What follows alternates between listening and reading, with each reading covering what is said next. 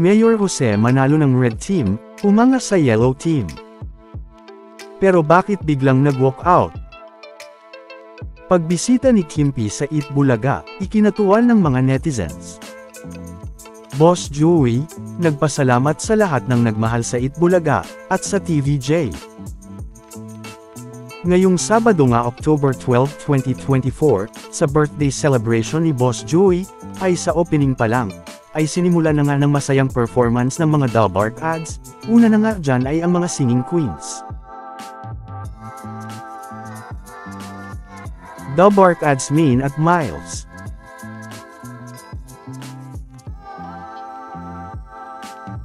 Barangay Cinema Child Star Grand Winner Queen Amber Torres.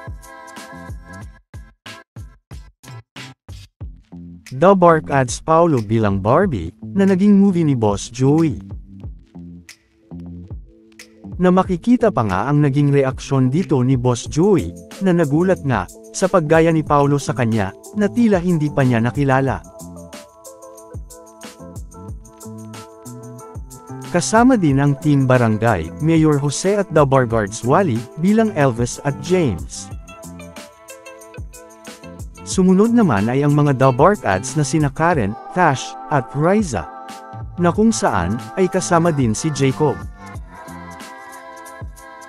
Dito din nga ay present ang pamilya ng nag-iisang henyo master, Boss Joey De Leon.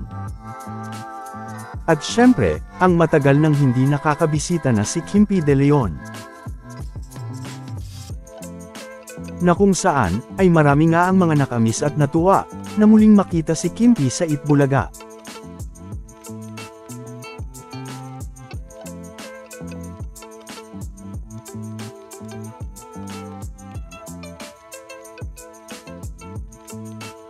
At syempre, nagpasalamat din si Boss Joey sa lahat ng mga bumati, at lahat ng nagmahal sa TVJ at sa Eat Bulaga, mula noon hanggang ngayon.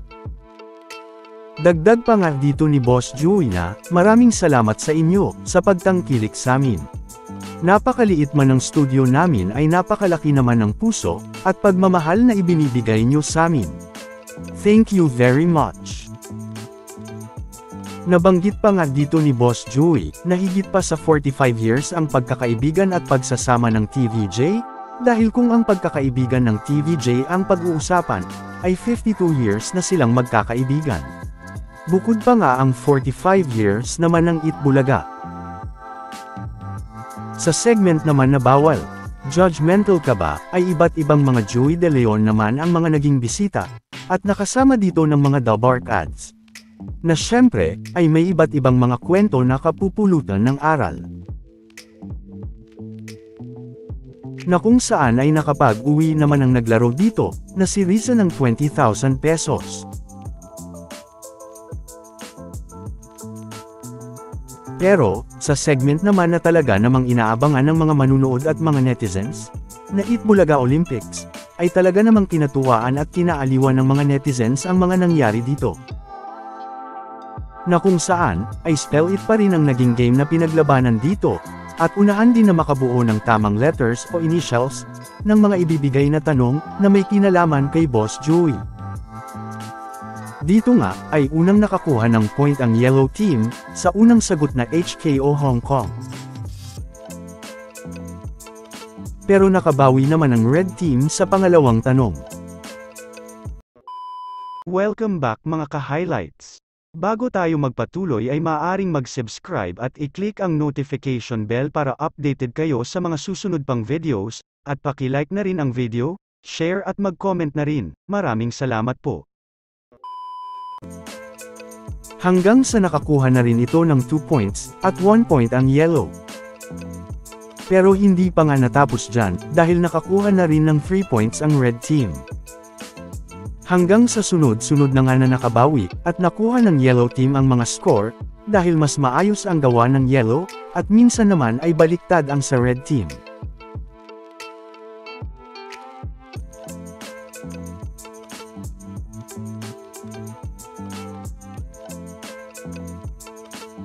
Humanga pa nga si Mayor Jose sa ginawa ng Yellow Team, dahil may tuldok pa nga kasi ang ginawa ng mga ito. Kaya naman dagdag pa nga ni Mayor Jose dito, na idol na daw niya ang yellow. Dito din nga, ay pagkatapos makakuha ng 6 points ang yellow team, at tuluyan na ngang maungusan ng red team, ay nanalo nga ang yellow team ngayong Sabado, October 12, 2024. Dahil nga dito, ay makikita nga si Mayor Jose, na pabiro na ngang nag-walk out, dala ang kanyang sapatos palabas ng studio.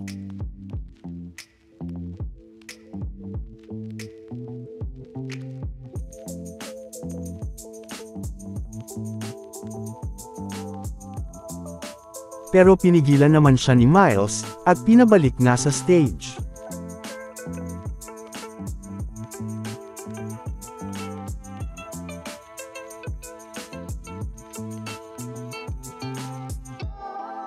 Hanggang sa ginawa na nga ito ni Mayor Jose kay Miles, na makikita na nga ang naging reaksyon dito ni Miles, na nagulat nga at napatakbo sa ginawa ni Mayor Jose sa kanya.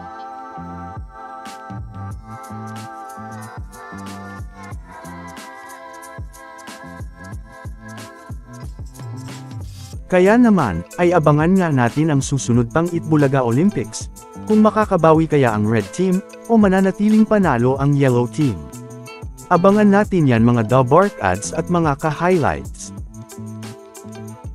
Samantala, narito naman ang mga bumati sa birthday celebration ni Boss Joey, na nag-comment naman sa YouTube livestream ng Itbulaga. Narito ang ilan sa kanila.